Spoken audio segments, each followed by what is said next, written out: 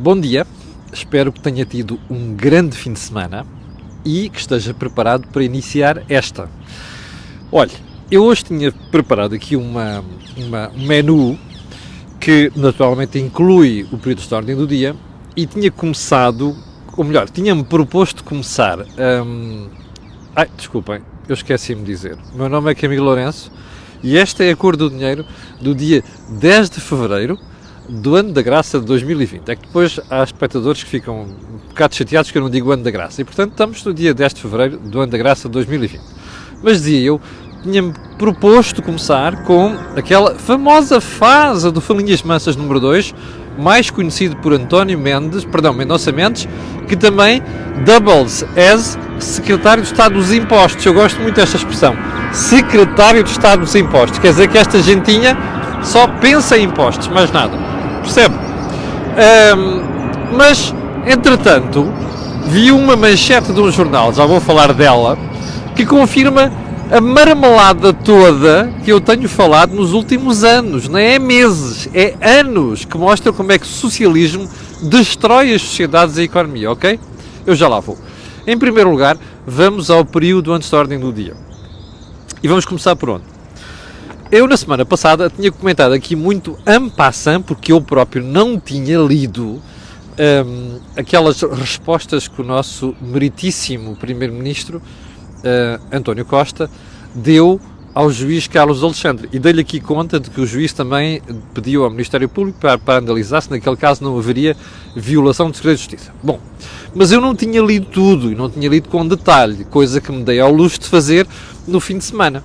Olha, e fiquei espantado, ainda mais do que já estava, ou seja, porque confirmei, ao ler aquele documento, ou melhor, aquelas respostas que estão disponíveis, acho que nem todas estão, pude constatar a imensa lata do Primeiro-Ministro e também de quem o ajudou a elaborar aquelas respostas, não é? Porque, olha, fiquei espantado, porque de facto ali fazem-se alusões, eu já não me refiro à tirada verdadeiramente monumental do Dr. Azeredo Lopes, ex-ministro da Defesa, de que, enfim, para ele nada daquilo é estranho, porque ele via filmes policiais, percebe? Já não vou chegar a esse nível, mas, enfim, espera aí, você sabe qual é a formação do Dr. Azeredo Lopes?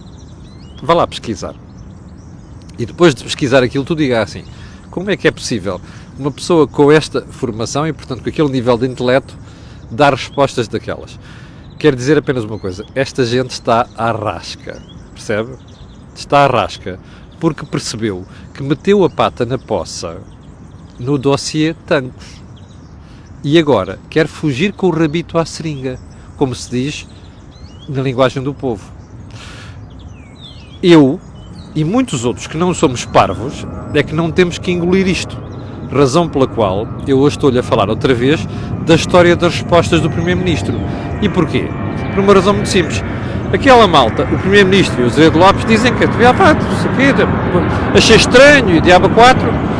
O que eu acho incrível é como estas pessoas acharam estranhas certas coisas, nomeadamente o pormenor de as armas foram encontradas na chamusca, mas a GNR que chamada foi da Albufeira, ou não sei quantos, lá embaixo do Algarve. Estes pormenores todos, o pessoal achou estranho, mas depois não passa nada. Vá lá ver. Eu acho que vale a pena, que é para você perceber a imensa lata com que os governantes lidam com estas coisas e, sobretudo, a confiança que eximem ao pensar que nós somos parvos e vamos engolir esta marmelada toda.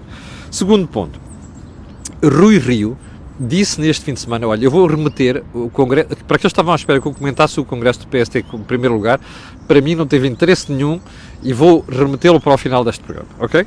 Bom, Rui Rio disse no Congresso do PSD, alguém lhe perguntou, então e Mário Centeno para o Governador do Banco de Portugal? Ele diz que em princípio não tem nada a opor, ou não se opõe, ou não sei quantos. Eu não percebo.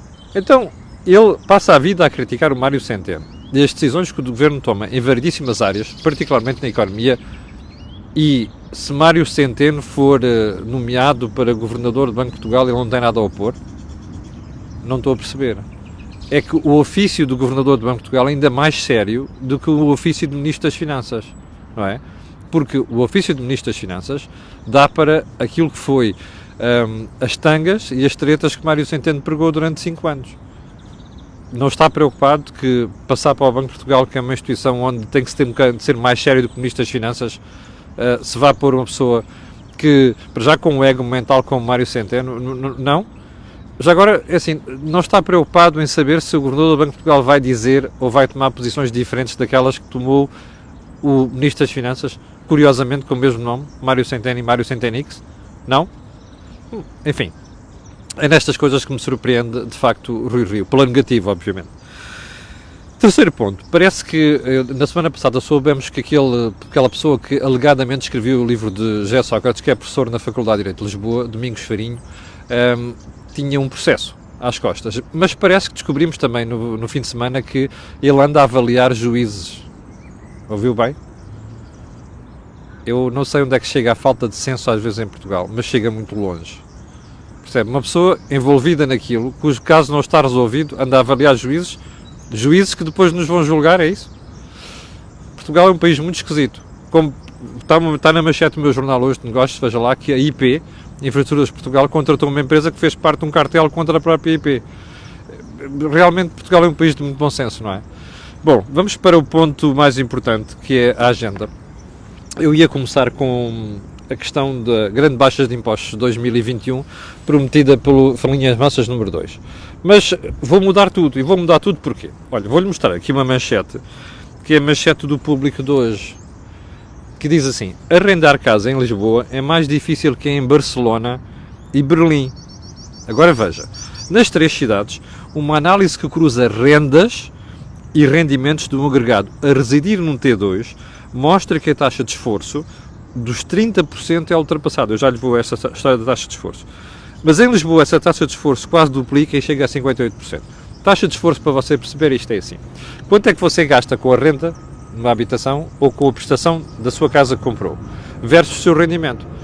O aconselhável é que isto não passe 30%. Em Portugal, em muitos casos, passa 50%, que é uma coisa assassina, que não consigo perceber às vezes como é que os bancos aprovaram créditos naquela situação. Mas pronto, 30% é o valor adequado. Diz o Público que esta análise aponta para valores de 58% em Lisboa. Agora diga-me uma coisa: porquê é que você acha que é mais difícil arrendar uma casa em Lisboa do que em Barcelona e em Berlim? Já agora, vamos regressar ao passado. Eu, cada vez que falo disto aqui, e recordo-me que houve vários programas em que assinalei isto, expliquei-lhe que era mais difícil e mais caro arrendar uma casa no centro de Lisboa, e já não digo na Baixa de Lisboa, na zona histórica, digo no centro de Lisboa, do que ali quase em cima da Gran Palácio em Bruxelas. Eu já lhe dei esta informação uma vez. E posso estender isto, e também recordo-me ter falado que em Berlim. Isto era a informação que eu tinha empírica. Bom, pelos vistos, há um estudo que confirma tudo isto. E ainda bem. O que é que isto quer dizer? Que você tem um desequilíbrio. E não me venham com a história de está bem, mas ali é mais fácil que as pessoas tenham rendimentos mais elevados. Não. É que isto é cruzado, rendimentos e rendas. Há uma relação entre uma coisa e outra. Mas você até poderia dizer assim: bom, como aqueles países têm rendimentos mais elevados, é fácil ir à procura da habitação e, portanto, o preço subiria, o que aumentaria a taxa de esforço. Não é assim. E eu vou-lhe dizer porque é que não é assim. Porque não existe um desequilíbrio entre oferta e procura, tal como existe em Lisboa. E esse é que é o problema. Aliás, em Lisboa e não só, há cada vez mais zonas do país afetadas por isso. E, portanto, você tem, neste momento, uma situação em que diz assim: num país com rendimentos mais baixos, ainda é mais difícil você arrendar uma casa, percebe? Vá-se lá perceber porquê. Olha, tome lá, socialismo. E agora repara uma coisa: isto acontece em 2 cidades onde já se travou o alojamento local e onde se limita o alojamento local, como é o caso de Berlim. Portanto, você vai dizer: é por causa do alojamento local? Não, não é. Não tem nada a ver, percebe? Tem a ver com o facto de você ter mais oferta, ou melhor, oferta que se adequa mais à procura. E, portanto, aquelas medidas paliativas que o Governo vai tomando com aquele argumento de que não sei o quê, isto vai melhorar o setor da habitação, essas parvoíces que o Fernando Medina anda a fazer em Lisboa, isto não serve de nada, percebe? Isto é uma questão estrutural. E o problema é que em Portugal, tanto o PS como o PSD, como toda a gente, ninguém toma medidas estruturais. Aliás, a propósito disso, é que eu hei de falar do Congresso do PSD, precisamente pela ausência de medidas estruturais. Aliás, se você olhar para a discussão do Orçamento de Estado, percebe o que é a falta de visão a médio prazo. Aquele orçamento foi todo aprovado em cima do joelho, percebe? Com medidas conjunturais, se é daqui, se é dali, se é da colar. Isto é a pior coisa que pode acontecer ao país. Adiante. Vamos então à história dos 200 milhões de...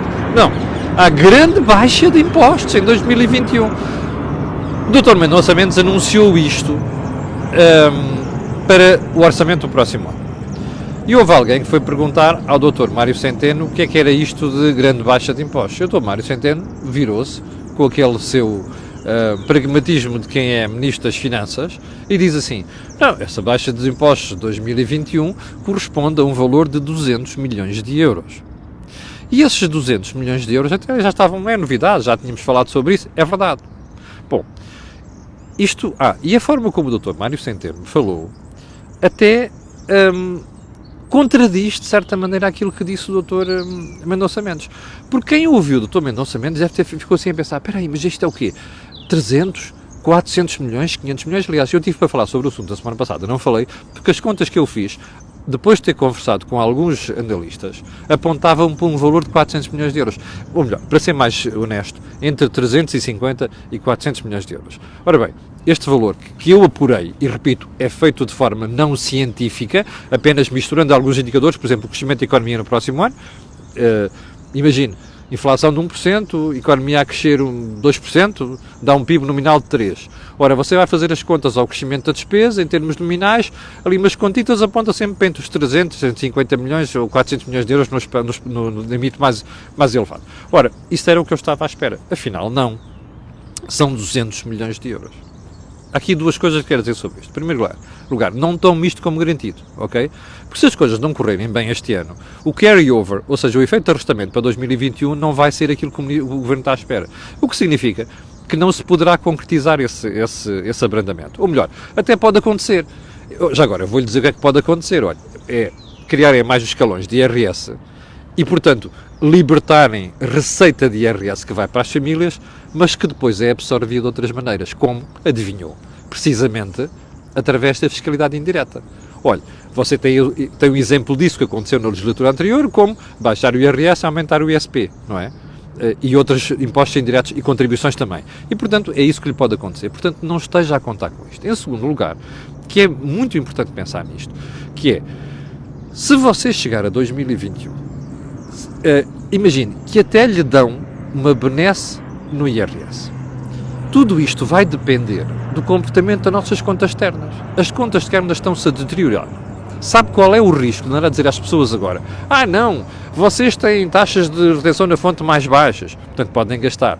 Não, em 2021 a economia, nós vamos dar uma benesse em termos de IRS. É as pessoas começarem a gastar. Ora bem, as pessoas começarem a gastar. Como nós não temos neste momento a oferta no mercado interno e não temos exportações suficientes, isto quer dizer que vai acelerar uma degradação das contas externas, da balança de transferências correntes. Ora, ela já está a deteriorar, já está a degradar, o que significa que o aumento do consumo nesta altura pode ser a pior solução para a economia.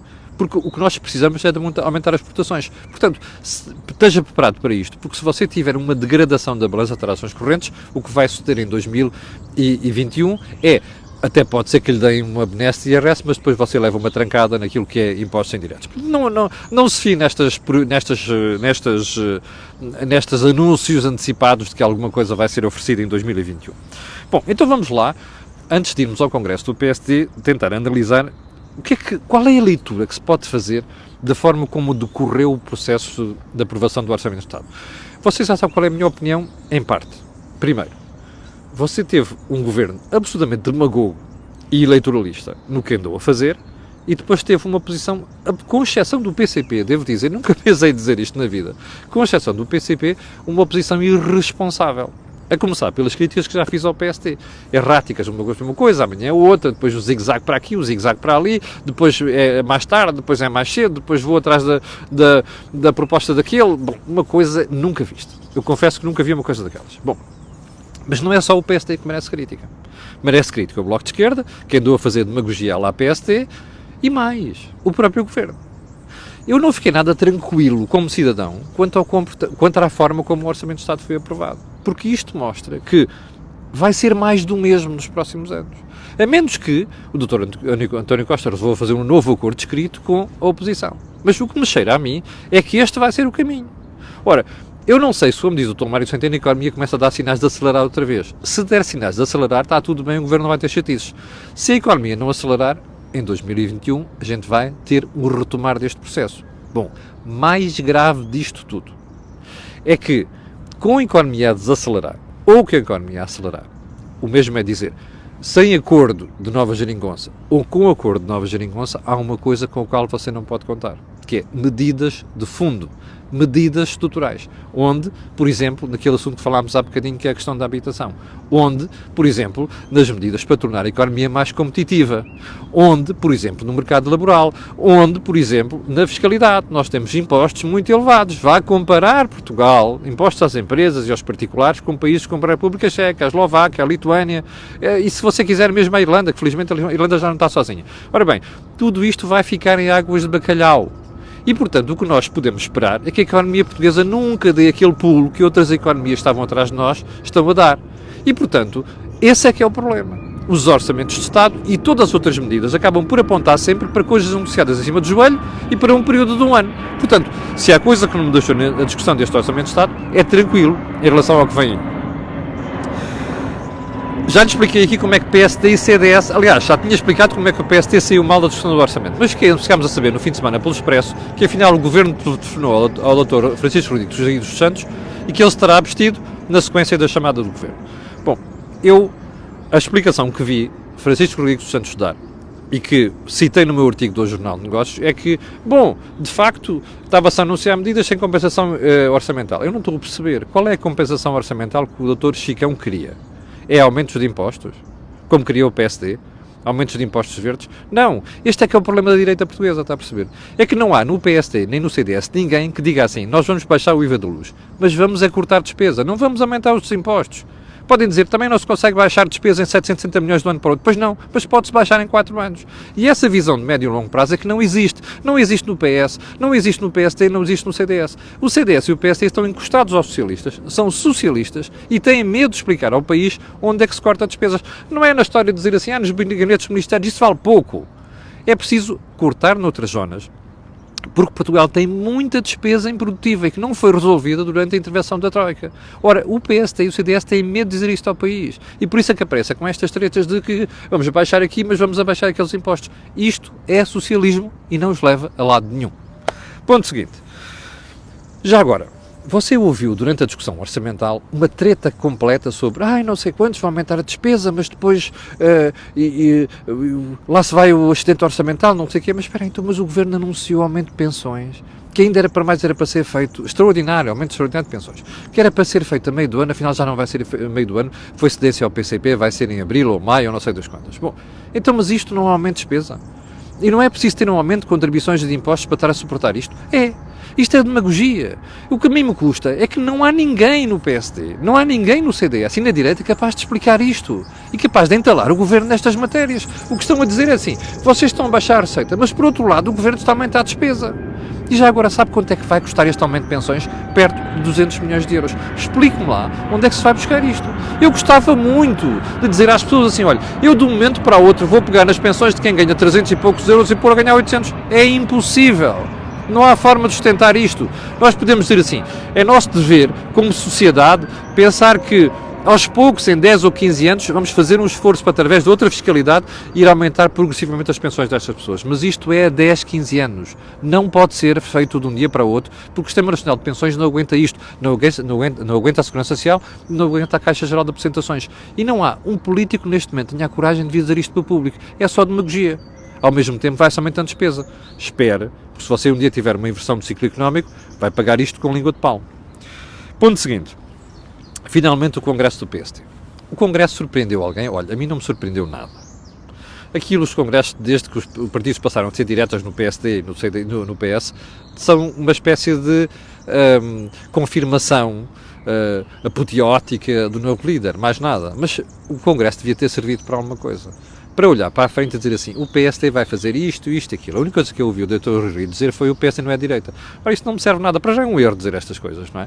Não sei quantos negando o liberalismo económico e eu não sei, não confesso que a social-democracia, só social-democracia não leva a lado nenhum. É preciso ter social-democracia e ao mesmo tempo termos algum laivo de abertura da economia, que é aquilo que o PSD não é capaz de fazer. Ora bem, eu saí preocupado. Mas preocupado. Sabe porquê? Porque a única coisa que ouvi do Rui Rio foi que está disponível para novos acordos do regime. Bom, primeiro, na justiça. Segundo, no setor político, na área política. Bom, já vamos com 20 minutos desta marmelada, vamos lá explicar isto. Outra vez esta história. O Dr. Rui Rio está sempre disponível para fazer acordos com o PS. Deixa-me fazer uma pergunta. O PS está disponível para fazer algum acordo com o Rui Rio? Esteve até hoje? Porquê é que o PS tem que continuar a insistir nisto? Esqueça o PS. O PS nunca vai fazer acordos com o PSD. A menos que lhe dê jeito, assim. Ora, isto é sujeitar o PSD ao PS. O Dr. Rui Rio tem que esquecer isto. Se quer fazer estas coisas, o que ele tem que fazer é dizer assim, meus senhores, nesta área vamos fazer esta reforma. E apresentam um estudo.